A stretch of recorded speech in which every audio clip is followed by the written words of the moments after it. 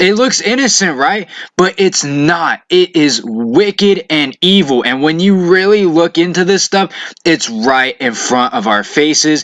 I'm not showing you anything that's out there and is like, I'm making it seem like, I'm not stretching with this stuff. I'm showing you clips from, or I shouldn't say clips, pictures from shows, movies, photo shoots. These people, Disney, it is wicked and evil. It is not innocent. There is a dark side to Disney. You have to put your love for Disney and everything Disney related aside, because there's so many people out there who are completely clueless to this. And when I tell people, the sad thing is when I show people this stuff, they refuse to believe it. They will still defend this. You have to listen to this video with an open mind. I'm showing you this stuff that they show us right in plain sight.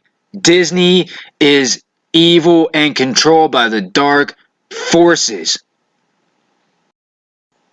Now, before I get into the, Illuminati symbolism and all that in the shows and the movies, I want to start out with probably the most important thing that leads to everything else. The fact that Walt Disney was a Freemason should already be ringing, the alarms in your head. Now, if you don't know what Freemasonry is, it's a secret society where they end up worshiping Lucifer. You go up through the rankings, right? 1, 2, 3, and you get up to 33, and then there's 34 and 35. You need to do your research on Freemasonry. I'll tell you what's the worst part about television is the programming, the philosophy, okay? I mean, the manipulating of your mind, the philosophy, the mentality, the system of thinking, the ideology. That's what's wrong with television. That's what's wrong with movies. That's where they're really getting in your head. Take, for example, Walt Disney, right? And many people that will preach against the TV, they'll preach against the movies, they'll preach against Hollywood because it's obvious that stuff is bad. But then they'll say, well, we watch Disney movies. And I've been to the home of preachers and Christians who would never watch TV or the movies, but yet they have the whole library of the Walt Disney movies. You know those white plastic cases?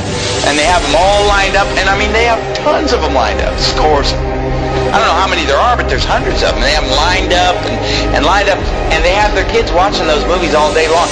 I'm going to tell you, I'm going to prove to you right now that those movies are wicked. Say, what? Disney movies? Come on, you're crazy. They're rated G. Well, let's see. First of all, did you know this? Did you know that Disney movies are filled with subliminal messages? Subliminal messages. Now, what are we talking about tonight? Sorcery. What are we talking about tonight? Getting inside your mind and messing with you, controlling your thought process by supernatural means or demonic means, or, hey, I'm going to tell you something. Disney movies are filled with subliminal messages. And you say, oh, that's a hoax. I've seen it with my own eyes. When I was a teenager, I had a friend of mine sit me down at his house and show me the subliminal messages in the Disney movies. They're filled with subliminal messages. Let me give you some examples. The Lion King, filled with subliminal messages. Okay, all throughout the movie, there are pornographic pictures hidden in the movie. Like you'll be watching the movie, and just for a few seconds, something filthy will come on. Like off to the side, there'll be some kind of a, reproductive anatomy will pop up, over here, and then over here. There's this one point where the lion, he kind of goes like this, and a cloud of dust comes up and just spells the word sex. And the word sex is put in the Lion King movie subliminally, literally hundreds of times. Hundreds of times. The shapes on the screen will spell the word. And I've seen it. I mean, I had my friend sit me down at his house and pausing the movie, showing me the word sex popping up on the screen at different times because he knew where they were. And he would show me these things. Another one, and they all are filled with it. Aladdin is another one. In the movie Aladdin, there's a part in the movie where the guy, what's his name, Aladdin? There's a point in the movie where he tells Jasmine to take all her clothes off. But you don't even know it unless you know it's there. You listen to it, and he mumbles it kind of under his breath. Leave me alone. So how's our little Bo doing? Come on, good kingers. Take off. So how's our little Bo doing? Come on, good kingers. Take off. Come on, good kingers. Take off. Come on, good kingers. Take off. And I mean, once you know it's there, you hear it just as clear as day. But you didn't know that it was there, you wouldn't hear it. And The Little Mermaid has a filthy picture drawn in the cover on the front of The Little Mermaid. And nobody would realize it until somebody shows you and says, look at this. And you look at it, whoa! And all throughout the movie there are scenes, I'm not even going to describe some of the scenes in The Little Mermaid where subliminal messages are coming on the screen. The other movie, Beauty and the Beast. There, a nude woman pops up a few times in the background of Beauty and the Beast, filled with subliminal messages. Your kids are watching it, and their mind is maybe not even seeing it, but it's going into their subconscious. Words flashing on the screen over and over. sex, nudity, filth, just all the smut is just coming on the screen. Oh, those movies are harmless. They're filled with subliminal messages. Who knows what your kids are being programmed? Oh, but you know what? I'm sure that it's only just the Disney movies. I'll guarantee you it's the rest of Hollywood probably doing the same thing. And these Disney movies, at first when I was a teenager and somebody showed me this, I thought it was just a couple movies, a couple scenes. But as time has gone on, I've realized that virtually every Disney movie is packed with hundreds of subliminal messages to program the minds of your children. Okay, but then forget the subliminal message. Just the message of the Disney movies is perverted. Even if you just forget the subliminal message. I mean, forget what movies did we bring up? The Little Mermaid. A half animal, half human being. That's perverted in and of itself. All throughout the Bible, every false god is a half animal, half human being. They're constantly merging of animals and human beings. It's paganism. It's wicked. And yet every Disney movie is pretty much based on the merging of a human being with an animal. It's described in the Bible. And the movie The Little Mermaid, she's topless the whole time, right? She's just wearing like a bikini top. How is that? Is that how you want your daughter to dress? But there's no cussing, there's no nudity. Do you want your daughter going around in a bikini top? Is that modest apparel? Is that what Jesus Christ would have you to wear, ladies? No. The movie's filled with Satanism, witchcraft. There's some, Ursula, some witch that's casting spells and using sorcery and demonism. Oh, pretty innocent, right? All of them are filled with it. In the movie Beauty and the Beast, the whole first half of the movie is these prostitutes in the town that are dressed just half naked, dancing around, you know, admiring this guy, the big, strong, handsome guy. But all these girls are dressed indecently. They're obscene in their gestures, subliminal messages, and then the whole movie is basically just exalting a certain physical standard of appearance. Beauty and the Beast is a movie about a woman who falls in love with an animal. And in the movie, they keep acting like, well, he's just ugly. He's not ugly, he's an animal. But there's a difference between being ugly and being a beast, being an animal. And if you've seen the cartoon, it's an animal.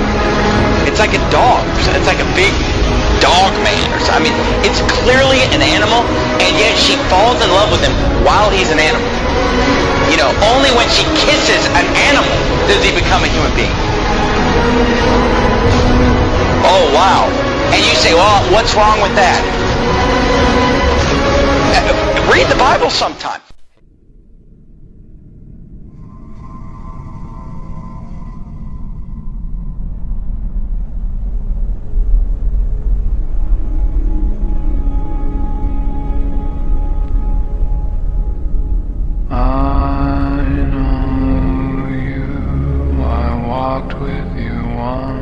Upon a dream, I know you. That look in your eyes is so familiar, a gleam, and I know it's true that visions are seldom all they seem.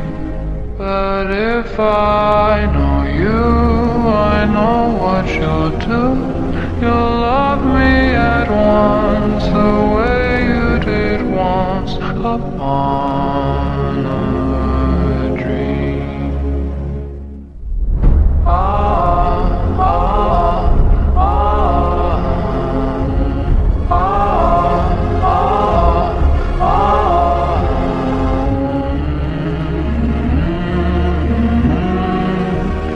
But if I know you, I know what you'll do. You'll love me at once, the way you did once upon a dream.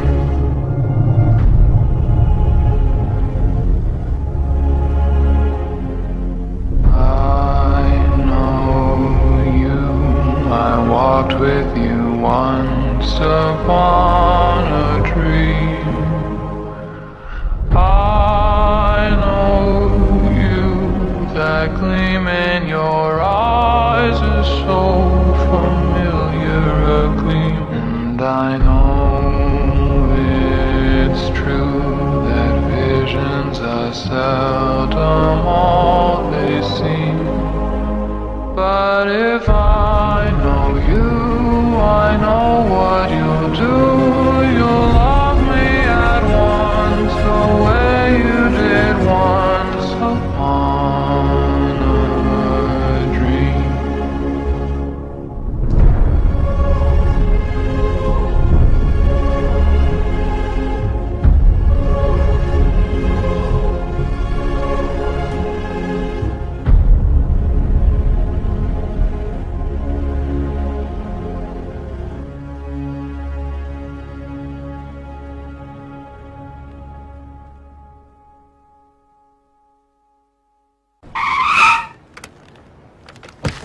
What's this? Well, from the looks of things, sir, I'd say they are here to audition for the remaining slot in the Fabulous Super Race.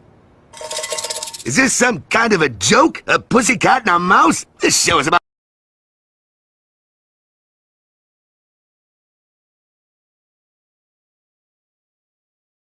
crazy stunts and people putting their lives at risk for a big fat prize. It's not a nature documentary. Irving, call security and have these two... Sir, it's... him.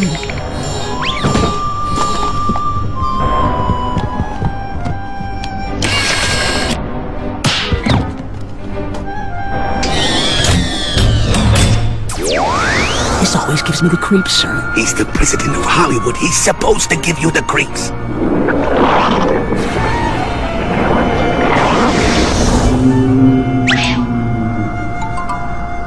Greetings, your tinseliness, imperious leader of Hollywood.